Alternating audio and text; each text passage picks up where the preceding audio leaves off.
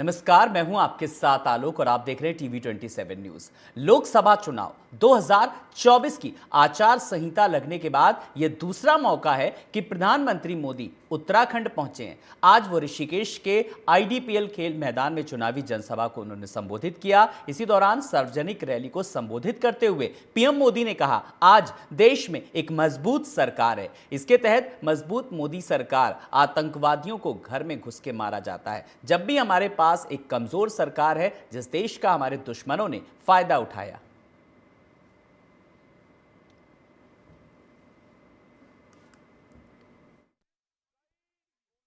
और हमारे आराध्य देव भगवान श्री राम का भव्य और दिव्य मंदिर बन तैयार हो गया, उसकी प्राण प्रतिष्ठा भी हो गई। भाइयों बहनों, ऐसे काम हुए जिसकी शायद ने कल्पना भी नहीं की होगी। हमारी राज्य सरकार भी प्रधानमंत्री के मार्गदर्शन में उत्तराखंड को देश का श्रेष्ठ राज्य बनाने का काम कर रही है। आज जहाँ केंद्र सरकार की सहयोग से प्रधानमंत्री के मार्गदर्शन में इसी योगी और हरिद्वार को मिलाकर हम आने वाले समय में यहाँ ऋषिकेश और हरिद्वार को मिलाकर गंगा डोर बनाने का संकल्प लिया है। वहीं और प्रधानमंत्री के नेतृत्व में पहाड़ रेल पहुंचने का सपना इसी ऋषिकेश से लोकसभा चुनाव से पहले कांग्रेस को झटका लगने का दौर जारी है। लगभग हर दिन कोई ना कोई नेता कांग्रेस को छोड़कर दूसरी पार्टियों का दामन थाप रहे हैं। कांग्रेस का साथ छोड़ने वाले रोहन गुप्ता ने अब बीजेपी में शामिल हो गए।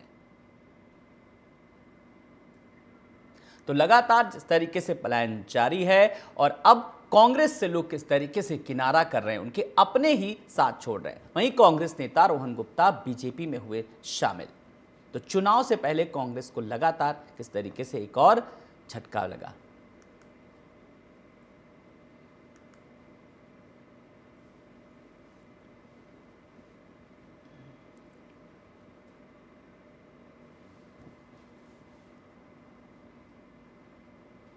वहीं लोकसभा चुनाव 19 अप्रैल से शुरू हो रहा है। कांग्रेस को झटके पर झटके लग रहे हैं। गुजरात के पूर्व नेता और प्रवक्ता रोहन गुप्ता दिल्ली में बीजेपी में शामिल हो गए। वहीं 22 मार्च को उन्होंने पार्टी के संचार विभाग से जुड़े एक नेता पर लगातार अपमान और चरित्र हनन का आरोप लगाते हुए कांग्रेस पार्टी से इस्तीफा दे दिया था। बता दें कि पार्टी मुख्यालय में एक संवाददाता सम्मेलन के दौरान केंद्रीय मंत्री हरदीप सिंह पुरी और पार्टी महासचिव विनोद तावड़े की मौजूदगी में बीजेपी में शामिल हो गए। वहीं पीएम मोदी पर राजद सांसद मीसा भारती के बयान पर बीजेपी के राष्ट्रीय महासचिव विनोद तावड़े का कहना है कि विपक्ष के प्रचार का स्तर इतना नीचे गिर गया कि वो मोदी जी को मरेगा की बात कर रहे हैं। और लालू की बेटी और राजद की मीसा ने कहा कि मोदी को जेल भेजा जाएगा। देश सुनना चाहता है कि भ्रष्टाचारियों को जेल भेजा जाएगा।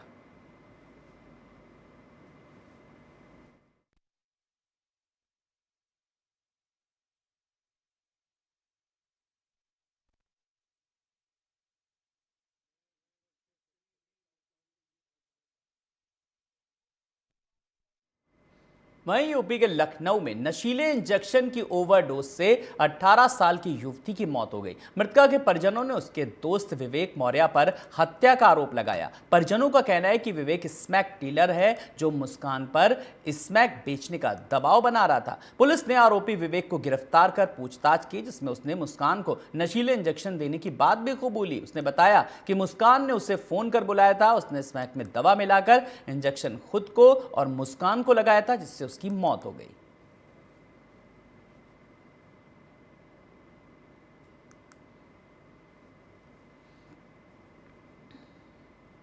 और खबर झांसी के नवाबाद थाना क्षेत्र की, जहां बुंदेलखंड यूनिवर्सिटी में काम कर रही एक महिला के साथ रात के समय में युवक ने छेड़खानी की। इसी दौरान महिला के पति और अन्य लोगों ने मौके पर पकड़कर उसकी मारपीट की और विश्वविद्यालय में तैनात सुरक्षा गार्ड को सौंप दिया। लेकिन सुबह के समय युवक की मौत हो गई, जिसके बाद मौके पर पहुंची पुलिस ने शव को कब्जे में लेकर कार्रवाई शुरू कर दी।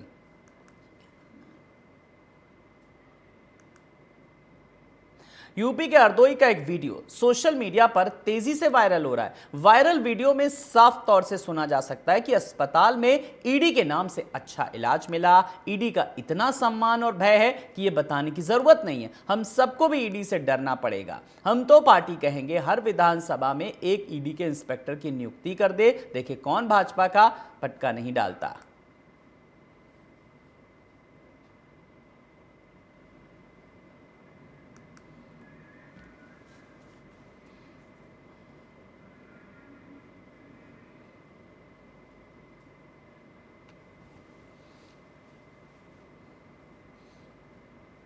और खबर झांसी के उल्दन थाना क्षेत्र से, जहां एक 25 वर्षीय युवक ने फांसी लगाकर खुद को मौत के घाट उतारा। वहीं युवक की मौत से परिवार में मातम पसर गया। सूचना पर मौके पर पहुंची पुलिस ने शव को कब्जे में लेकर पोस्टमार्टम के लिए अस्पताल भेजा और मामले की जांच शुरू कर दी। तो पुलिस ने शव का कराया पोस्टमार्टम और फिलहाल पुलिस की जांच लगातार जारी है। तो मामले की जांच में जुटी पुलिस।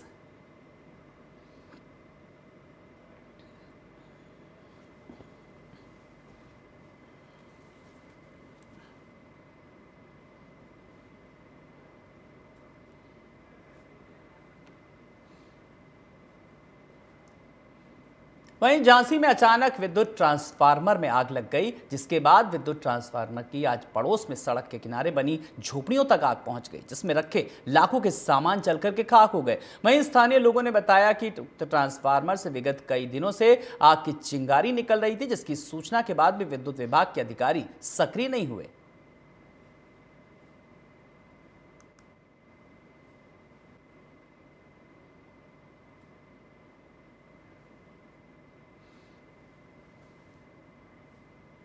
वहीं दिल्ली एनसीआर में स्नैचिंग की घटनाएं थमने का नाम नहीं ले रही। राह चलते लोगों से छीना झपटी मानो जैसे आम बात हो गई है। ताजा मामला नोएडा के सेक्टर 50 सोसाइटी का है, जहां महिला की चेन छीनकर बदमाश फरार हो गए। घटना सीसीटीवी में कैद हो गई। अब इसका वीडियो वायरल हो रहा है। पुलिस सीसीटीवी फुटेज के आधार पर बदमाशों की तलाश कर रही है। बता दें, महिला अपने पति के साथ पैदल जा रही थी, तभी बाइक पर दो बदमाश आते हैं और महिला की चेन छीनकर फरार हो गए।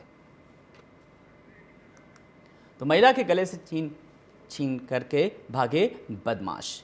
तो सीसीटीवी फुटेज के आधार पर पुलिस की फिलहाल जांच आगे बढ़ती नजर आ रही। सीसीटीवी में कैद हुई घटना और अब इसके आधार पर पुलिस की जांच फिलहाल आगे बढ़ रही है। तो दिन दहाड़े चेन स्टिचिंग का मामला सामने आया।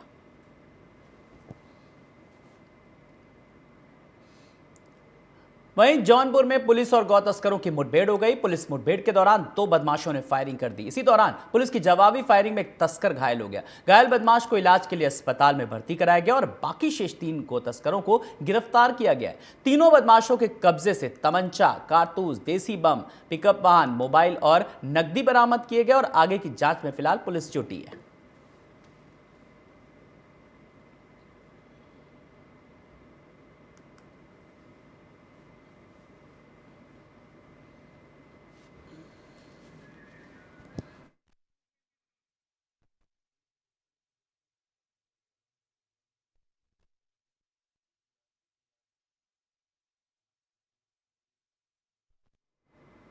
वहीं सोनभद्र जिले में अज्ञात कारणों से गेहूं की फसल में भीषण आग लग गई। आग लगने से 14 बीघे की खड़ी फसल जलकर के राख हो गई। ग्रामीणों ने फायर ब्रिगेड की सूचना दी इस बात को, लेकिन मौके पर दमकल की गाड़ियां नहीं पहुंच पाई। वहीं ग्रामीणों की मदद से घंटों की मशक्कत के बाद आग पर काबू पाया गया। तो गेहूं के खेत में लगी आग, तो आग से फसल जल करके राख हुई। तो दमकल कर्मी वहां पर नहीं पहुंच पाए, लेकिन गांव वालों ने मिल करके आग पर काबू पाया। तो गेहूं के खेत में लगी आग।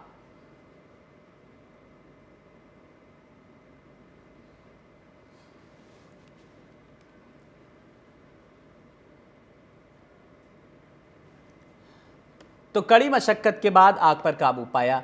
गेहूं के खेत में लगी आग को काबू में करने के लिए फिलहाल कड़ी मशक्कत करनी पड़ी, लेकिन जिस तरीके से गेहूं की फसल जो थी वो तैयार खड़ी फसल पर आग की चपेट से और आग ने विकराल रूप धारण कर लिया। हालांकि दमकल कर्मी जब देर से पहुंचे, लेकिन जब तक पहुंचे तब तक काफ़ी नुकसान हो चुका था। फिलहाल मौके पर आलाधिकारी भी पहुंचे और उसके बाद आग पर पूरी तरीके से काबू पाया, लेकिन जब तक आग पर काबू पाया जाता तब तक काफ़ी फसल जल करके राख हो चुकी थी।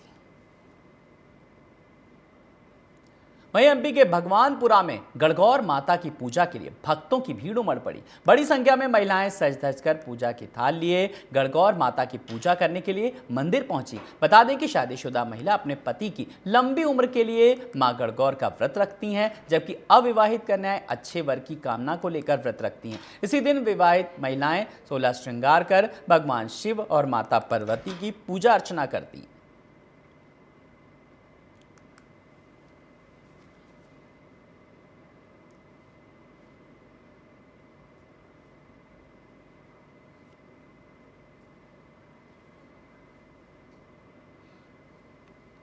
अगली खबर की ओर रुख करेंगे। जबलपुर में चैत्र नवरात्र के तीसरे दिन डॉक्टर मोहन यादव बड़ी खेरमाई मंदिर मां भगवती का पूजन अर्चन करने के लिए पहुंचे। इस दौरान सीएम ने मां भगवती की आरती की और उनसे आशीर्वाद भी लिया। तो जबलपुर पहुंचे सीएम डॉक्टर मोहन यादव तो विधि विधान से की माता की पूजा अर्चना।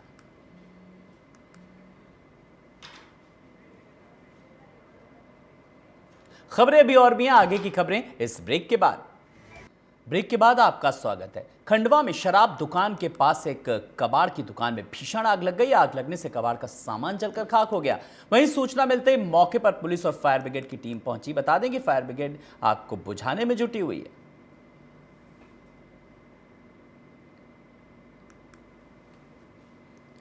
एआईएमआईएम प्रमुख असदुद्दीन ओवैसी ने ईद उल फितर के मौके पर हैदराबाद में लोगों से मुलाकात की और उन्हें शुभकामनाएं दी। ओवैसी ने अपनी पार्टी और पूरे हैदराबाद की तरफ से सभी को ईद की शुभकामनाएं दी। उन्होंने कहा, हम अल्लाह से प्रार्थना करते हैं कि वो हमारा रोज़ा स्वीकार करें। हमें उम्मीद है कि अल्लाह हमारी प्रार्थनाओं को स्वीकार करेंगे। अल्लाह न केवल भारत में बल्कि पूरी दुनिया में शांति बनाए रखे और बुरी ताकतों से लड़ने की शक्ति दे।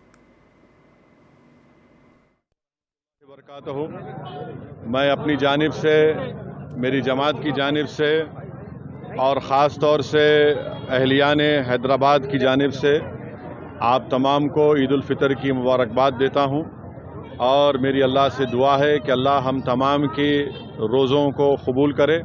अल्लाह सुब्हाना व तआला हमने इस माह मुबारक में जो हमने ज़कात निकाली, सदक़ात दिए, जो नेक अमाल करे, जो शब बेदारी की, जो तरावी की। वहीं हरियाणा के महेंद्रगढ़ में स्कूली बच्चों को लेकर जा रही एक बस पलट गई, जिसमें 6 बच्चों की मौत हो गई और करीब 20 लोग घायल हो गए। पुलिस ने बस ड्राइवर को फिलहाल गिरफ्तार कर लिया, उसकी मेडिकल जांच की जा रही। वहीं घायलों से मिलने के लिए हरियाणा की शिक्षा मंत्री सीमा त्रिखा अस्पताल पहुंची और घायलों से मुलाकात की। शिक्षा मंत्री ने कहा कि बस ड्राइवर के साथ साथ स्कूल के प्रिंसिपल और स्कूल मालिक के खिलाफ कानूनी कार्रवाई की जाएगी। साथ ही उन्होंने कहा कि इन तीनों के खिलाफ एफआईआर दर्ज करने के आदेश दिए हैं। ईद की छुट्टी के दिन स्कूल खोलना गंभीर बात है, यह स्कूल प्रशासन की लापरवाही है।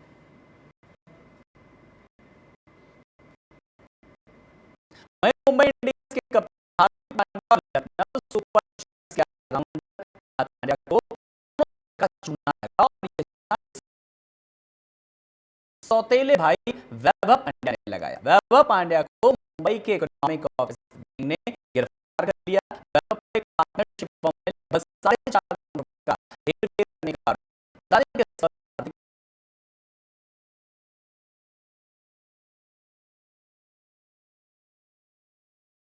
ने वैभव पांड्या को गिरफ्तार किया। हार्दिक कुणाल के साथ हुई धोखाधड़ी, पूरा मामला सामने आया तो सौतेले भाई ने लगाया करोड़ों का चूना।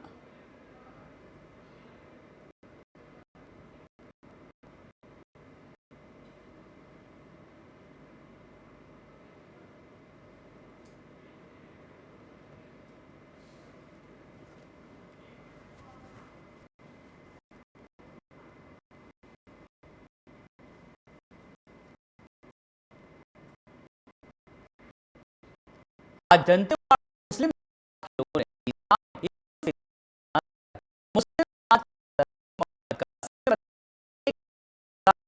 के बाद ईद उल फितर की नमाज अदा की गई और एक दूसरे से गले मिलकर एक दूसरे को ईद की बधाई दी। हाजी मोहम्मद कासिम ने बताया कि दंतेवाड़ा पुलिस प्रशासन हमेशा हर त्योहार में हर समाज के साथ कंधे से कंधा मिलाकर सहयोग करता है।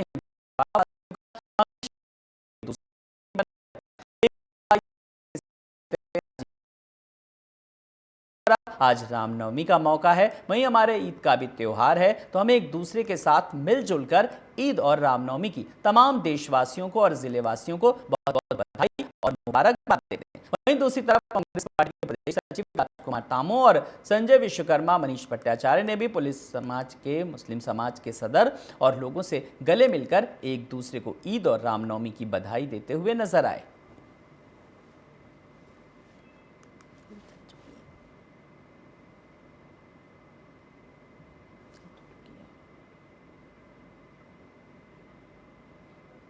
वहीं आज कांग्रेस को एक बड़ा झटका लगा। रोहन गुप्ता ने 22 मार्च को कांग्रेस पार्टी से नाराजगी जाहिर करते हुए इस्तीफा दे दिया और बीजेपी में शामिल हो गए। टीवी 27 न्यूज से बात करते हुए कहा कि कांग्रेस में रहते हुए कई बार मेरा अपमान हुआ, इसीलिए मैंने कांग्रेस छोड़ा। और क्या कुछ कहा, सुनवाना चाहेंगे।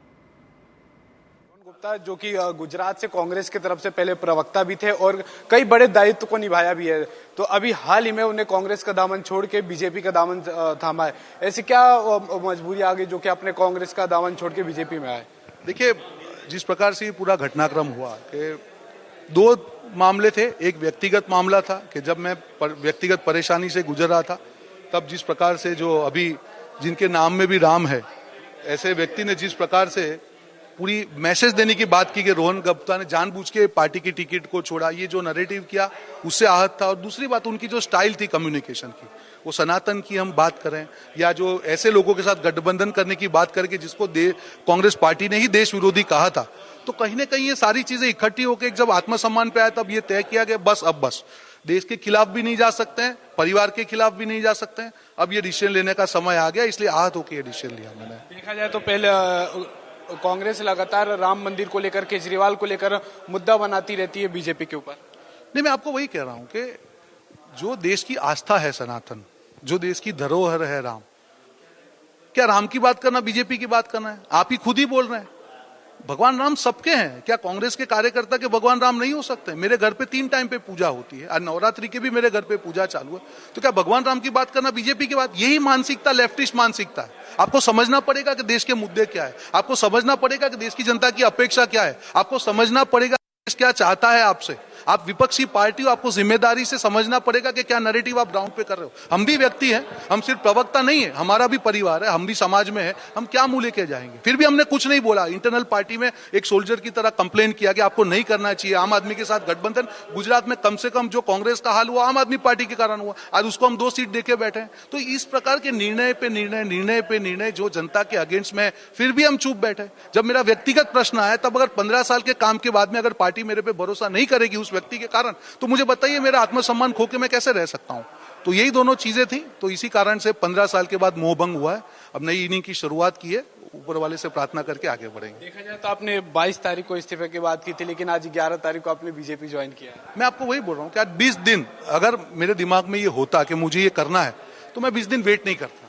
ये मैंने 20 दिन पूरी तरीके से सोचा कि आगे क्या करना चाहिए।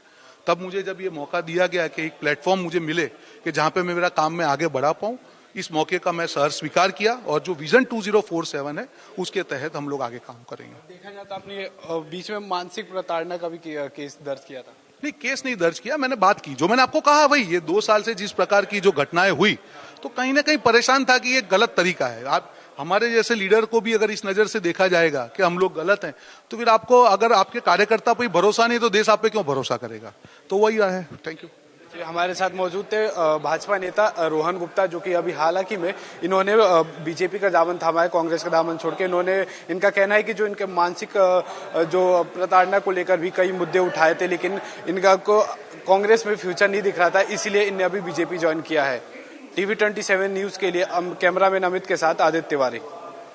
इन्हीं खबरों के साथ इस बुलेटिन में इतना ही। नमस्कार।